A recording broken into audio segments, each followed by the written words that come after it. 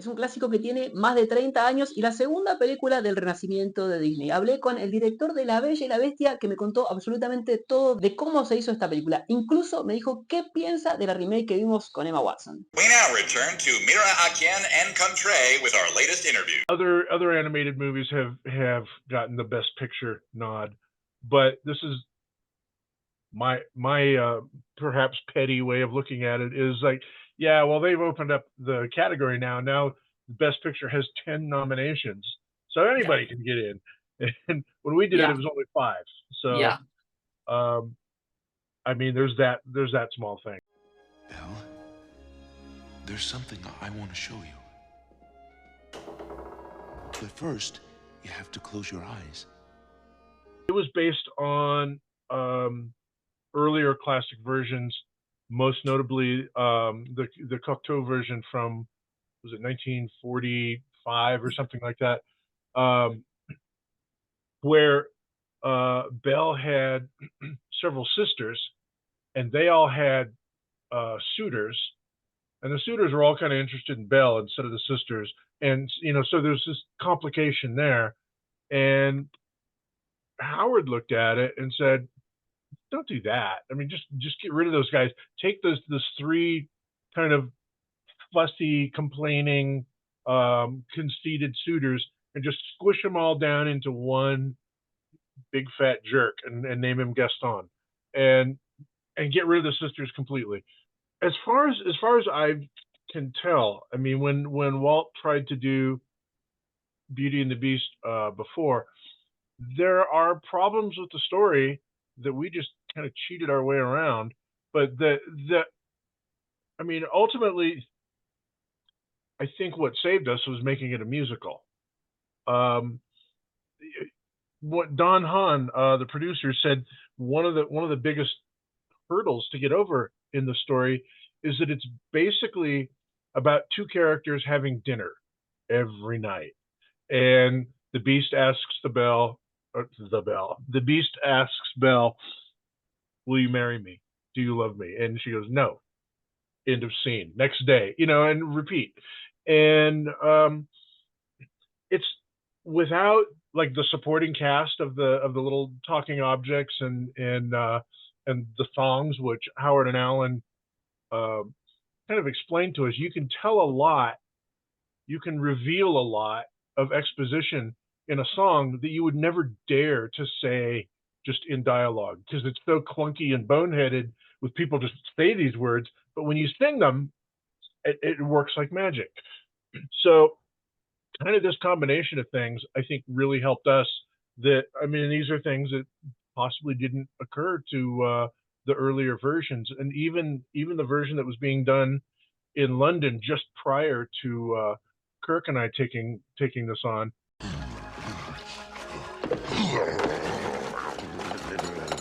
Tonight is the night.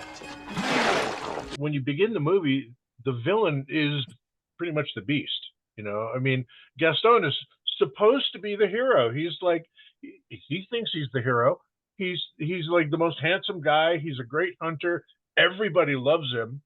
And then here's this horrible, monstrous animal creature that lives in a castle, and he's mean and he's brutal, and so the idea of switching those roles, that was our number one thing. It's like, okay, this we're turning the villain into the hero by the end of the thing. We're taking this monster and we want to make people love him.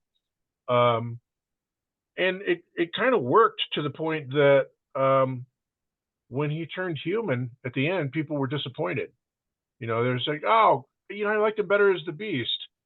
And we even had a line, Brenda Chapman had a line that she suggested a little bit too late, because we were going so fast at that point. We were almost done, and the line came. We said, "Oh, it's such a great line, but we can't do it. We couldn't record it. We couldn't redo the scenes." But they used it in the Broadway version, in the play, when the Beast turns human, and Belle and the prince are now together, and she's looking at him and she says, "Could you grow a beard?" And We thought that was such a good line, and we couldn't use it. Oh, you look so stupid. Now, we'll start with how we looked. It was not an easy process, you know. When I spoke of the hang on, there we go. The production that was going on in London, and we saw their designs. We pretty much threw everything out, but the design of the beast, and Glenn Keane was working on the beast, and we thought, oh, we got it. We want Glenn, and we don't want to disrespect his work. But when we looked at it, it was like a big barrel-chested man with big shoulders and skinny little man legs and a monkey head. And we said, this isn't really taking advantage of the medium of animation where you can do anything. This could easily be a man in a costume. So we had Chris Sanders on our of Wild Robot and Lilo and Stitch. We had him on our team, and he's a fantastic designer. And we just turned him loose. Said, Chris, come up with a beast for us. And he turned out dozens of different beasts, and they were all different kinds. I mean, they were like little warthog kind of beasts, and he had ones that were like part bird and insect ones, and a rhinoceros, and it's just like all these different kinds. And the one that he did that we said that's the one it was a conglomeration of so many different animals. It was like the body and the bulk of a bear, but his legs were more like a wolf. They had that kind of dog leg shape to them, and a wolf's tail. But his hands and his arms were more bear-like. A little bit human, a little bit bear. And then his head was, good God, it was like part lion with like boar tusks and snout, and the horns of a bull, the brow, the head shape of a gorilla. I mean, it was like everything thrown into a blender, and this thing came out, and we said, yeah, that's it. And then Glenn took it, and he did his refinements, so that he could, get his own mind wrapped around it and move it around. But that's where that that Frankenstein monster came from. Rising in the east, tale as old as time. It's that moment where we want the audience to think that everything's going right. I mean, everything is leading up to this point. The emotion and the color and the music and we tried the digital ballroom, this computer generated ballroom that had not been done before, and we were not sure it would even work.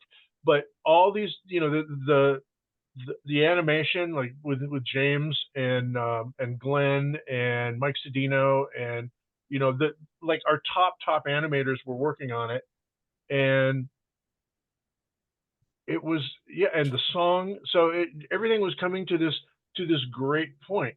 The dress itself was designed by our art director Brian McEntee, and I think Sue Nichols had a hand in it as well. But it was the gold was supposed to be like kind of the opposite of what she'd been before. The blue, the kind of cool, because that was her character. She was cool. She was, and I don't mean cool like, hey, I'm cool. It was like, but more, she a little bit aloof, and set apart. And this this color kind of represented her warming up to the beast, so a warm color. It sounds like really, really boneheaded and dumb when I say it, but it works. Now.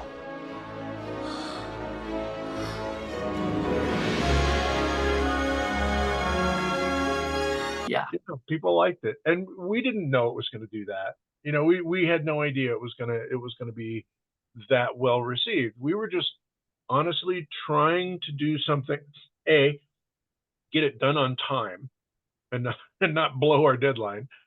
B, we were trying to make something that could stand with the classics from Disney from before, Alice in Wonderland and Dumbo and Pinocchio and you know, all the old Disney classics, that it could sit on the shelf with them and not be embarrassed.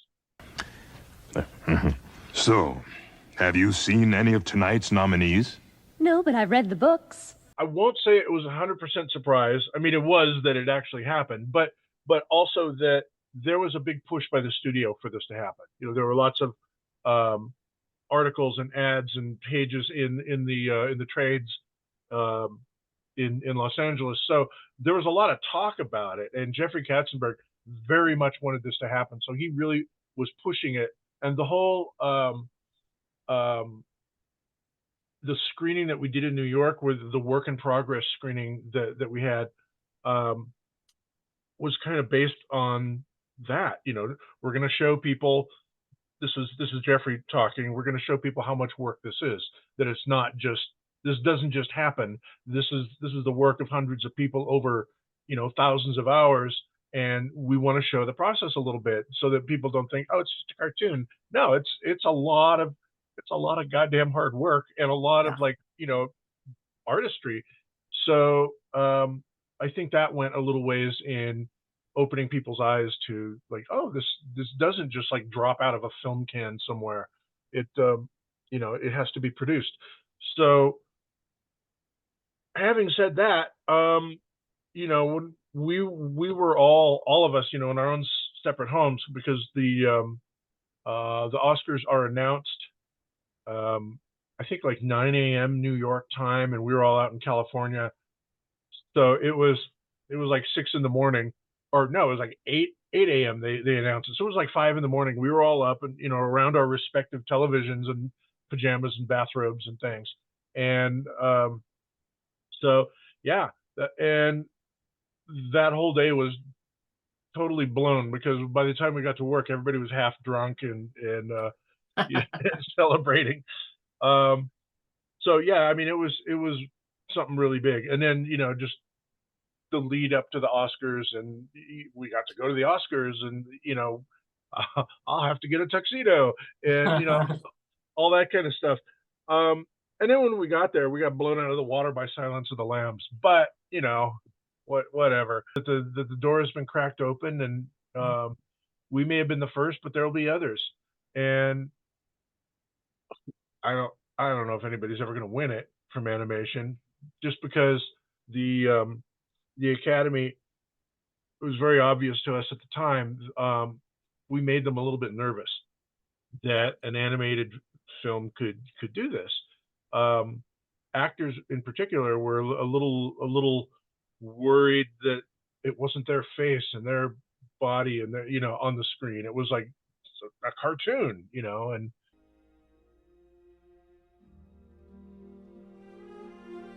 how do you feel about the live action of Beauty and the Beast? I get that I get that question a lot. I